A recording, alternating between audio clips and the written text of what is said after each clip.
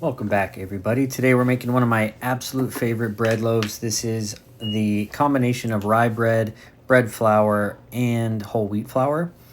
Just absolutely fantastic. We're starting off with 300 grams of bread flour.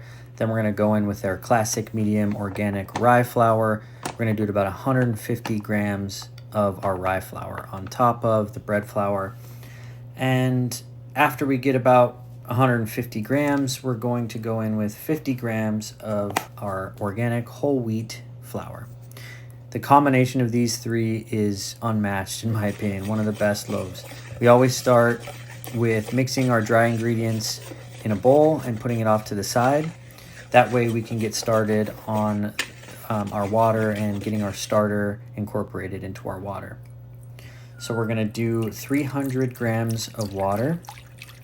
And as always, I like to use warm water, so I'll generally put this glass bowl into my microwave it for about 35 seconds or so, and bring it up to a temperature that's going to help us do our job here with our starter. And so I use my little thermometer, and I like to be around 90 to 95 degrees. You can do 85 to 95 or even up to 100, but you don't want to go past 100. You're getting into territory there where you can harm the starter and the yeast, the live yeast that are in our starters. So let's go in with 105 grams of active sourdough starter. And this is my regular starter, not an Einkorn flour starter. By the way, I know I've made a few videos on Einkorn flour. This is just a regular starter. 105 grams along with 20 grams of honey. And I just like to use raw honey, but whatever you have, I'm sure is fine. I find that the honey just gives the crust, the flavor, the look. It really adds a lot of depth to this loaf that I find is absolutely worth using the honey every single time. But it's easier to incorporate it at this level. So get everything mixed up together, and you can see how it's turning into this nice milky substance. That is far easier when you have warm water. If you use cold water during this step, it's going to take forever for your sourdough starter to actually dissolve into the liquid. Okay, so next step, we're going to use our dough whisk, go in with our flour combination that we had mixed up earlier, and we're just going to start to incorporate this all together. And it's going to look and feel pretty sloppy at this stage, but that's perfectly normal. I like to just get underneath and bring it back up and down again, and eventually it'll start to clump together a little bit more, at which point we'll switch over to using our hands. And you can just knock some of this dough off of the dough whisk with a little spatula. I tend to have a little spatula that I use for bread. And then our bowl scraper, as always, you see me do this a lot in my videos.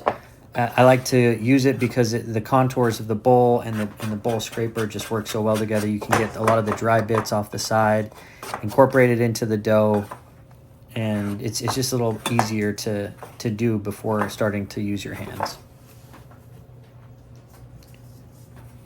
So now we're going to start bringing this together with our hands, and you can just go in, knead the dough, flip it over, try to get all the dry parts of the bottom of the bowl incorporated into the dough.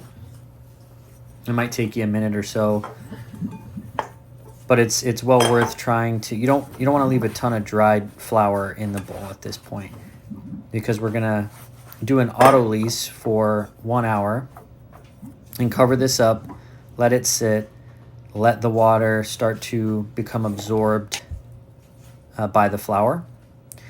And we're going to put our salt actually just on top of the dough during this period. We're not going to actually mix it into the dough. And you don't have to do it this way, but I find that it doesn't make a big difference whether you do it this way or put it in some water off to the side like some people do. So I'm just putting the salt on top. It's not really going to affect our fermentation at this point, as it's just resting on top. And after 1 hour, we're going to bring this back and work the salt into the dough for about 2.5 minutes. So I just wet my hands a little bit, not too much. You want to get underneath the dough, flip it over, and really just work this for 2.5 minutes until you can feel that the salt is fully mixed in to the dough. We don't want areas of the dough that have too much salt or not enough. We want a nice even mixture throughout.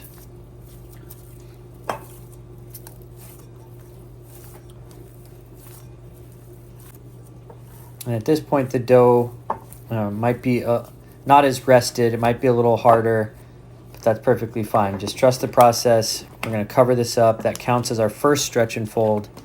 We're going to do 2 more stretch and folds 30 minutes apart.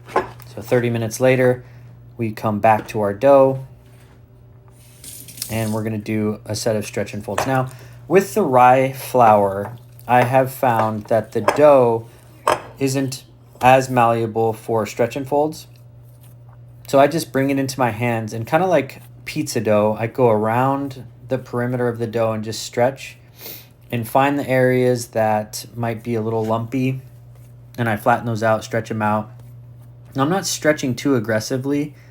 I'm just slowly kind of inching it outward and stretching it out. And then I'm going to, almost like mozzarella cheese, making it into a nice little dough ball here and put it back in for another 30 minutes. So that counts as our second stretch and fold. We're going to do 3 total and onto our third. And at this point, we really have some decent gluten development happening within the bread. But we're going to continue our method and just do our last set of stretch and folds before we set this in and put it off to the side to do a bulk ferment. The bulk ferment is going to depend on the temperature of your house, or whether or not you're using a ferment box, with a regulated temperature, but this could take anywhere from 3 to 5 hours. The main goal is to achieve about 75% growth of your dough. So essentially just under doubling in size of the dough. And so you're going to set that aside. Took about 3.5 hours in my house, roughly, for that. And I like where the dough is at. You can see there's kind of a big gas bubble on my silicone bowl cover here, indicating there's plenty of fermentation. You can see some little bubbles there. But I've got it to where I like it. And I'm going to use my bowl scraper here to help me along and just get this out. And what I want to do in this step is I'm just going to lightly bring this together and form just a loose ball. Nothing crazy, but essentially this is the bench rest period.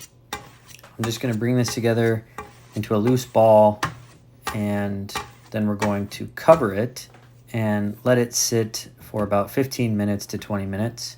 And that's just going to loosen up the dough a little bit and help us with our shaping process. So I'm going to get a little bit of flour on my hands, and what I want to do here is stretch this out into a rectangular shape. So we're going to kind of stretch both ends and get it to where I'm going to eventually fold in each side, starting with the left, bringing in the right. They're not overlapping each other, just kind of touching right in the middle. And then I'm going to take the end closest to me and start to tightly roll this into a log shape, essentially, that we want to fit into our banneton. And this is going to be a batard loaf rather than a boule. The batard are more oval shape, so I have my oval banneton to the side. And so I've almost got this where I like it. Going to sprinkle a little bit of rice flour on top, and I have the banneton basket sprinkled with rice flour as well. And I'm just going to dump this in seam side up. Now you can let this sit on your counter for anywhere from 15 to 20 minutes to let it loosen up a little more before you do your stitching. But I'm just going ahead and doing the stitching now, and I'm going to sprinkle a little bit more rice flour on top before going into our bag. And at this point, you can do an ambient proof for another 30 minutes to an hour before baking. But I'm actually going to put this to do a cold ferment in the fridge. And I'm going to leave this overnight, roughly 12 to 14 hours time frame before I bake it the next morning. So here we are the next morning. We are going to take our bread out of the bag and we're going to get it onto our parchment paper before scoring. And my Dutch oven has already been preheated at 475 degrees Fahrenheit for about 45 minutes. So it's already piping hot, and I'm taking this out directly from the refrigerator. I'm not letting it come to room temperature. Gave it a nice score. I'm just lightly going over the score one time to make sure there aren't any connective pieces that are going to get in the way. Here is our hot Dutch oven. This is a 7-quart Dutch oven. I usually use my 5, but I was using it for something else. So this is perfectly fine. A 7-quart, there's going to be a little bit more room in there, but ultimately has no effect on the bread that I've found. And as always, I use ice cubes underneath parchment to create steam inside of the Dutch oven. And this helps to essentially spring your bread in the Dutch oven. It creates a lot of pressure and it gives you a better rise or bloom in the Dutch oven. So let's go in at 450 for 20 minutes. And after 20 minutes, we're going to take the top off, drop the temperature down to 430 degrees and go in for about 25 minutes uncovered. And here we are. Let's see how we did. It always smells so delicious in the house baking bread, and it looks fantastic already. This loaf is gorgeous. A lot different color than the Einkorn loaf that I normally make, or even a regular sourdough loaf. Just beautiful browning, red colors, browns. It's just magnificent to behold and smells amazing as always. The crust on this bread is something else. You really got to try this. So let's wait 2 hours. Our normal 2 hours is a rule of thumb for sourdough. You don't want to cut into it too early, despite really wanting to. That never goes away. I always want to cut into it right away, but trust me, it's worth the wait. You don't want to mess it up. Now, you can see here the crumb doesn't have these large holes like a lot of sourdough bread. And that's actually something I prefer. I don't like a lot of the large holes because I like using my breads for toast and sandwiches. And it's easier to spread on jams and peanut butter or, anything on it, really. And that's because we're using a rye bread, or a rye flour, in combination with other flours. And so this is a little bit more dense of a crumb, but that's the way I like it. And I think it comes out so perfectly. And so on this next little section here, I want to do what I normally do, toast some up, give it the buttered taste test. It's something I do with every single loaf that I make. It's just simple. Put some in the toaster. You don't need to. I recommend just eating some without toasting it as well to taste your crumb, taste the crust, analyze the bread, see what you like, what you don't like. But for me, the best test in the world is to always just put a slice in the toaster, put some regular butter on it, and see how we did.